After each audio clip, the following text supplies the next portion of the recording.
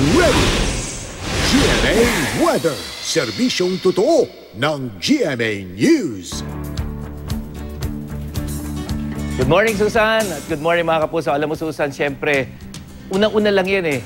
Ngayon, ang gusto ko, dry season. Dahil sa ayaw at sa gusto natin, ito yung aasahan natin. Pero, huwag kayo mag-alala, meron namang wet season, Susan. Ha? Meron talaga. Yes. At good morning din po, mga kapuso. Ilang bahagi ng bansa, maganda ang lagi ng panahon sa maghapong ito, araw ng Martes.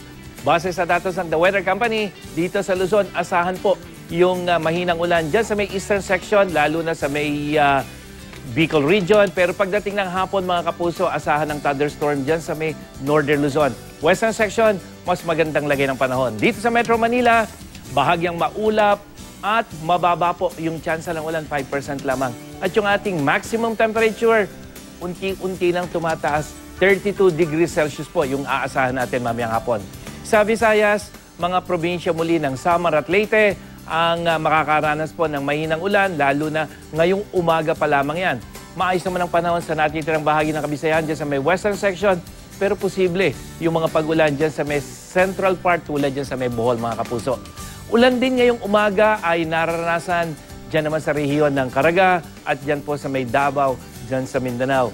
Maging I am ready rin ang iba pang bahagi ng Mindanao sa mahina hanggang katamtamang pag-ulan at thunderstorm, mga kapuso, lalo na mamayang gabi dyan sa may ARMM at sa may Soxargen. Mga kapuso, kung papalapit na ang tag-araw sa ating bansa, ang US Southwest naman, balot pa rin po ng snow. Katunayan, muling humagupit doon ang winter storm dyan sa Ohio. Nagyelo na ang isang lawa, inuumpisahan ng gamitan ng cutter para mabasag ang mga yelo sa lawa.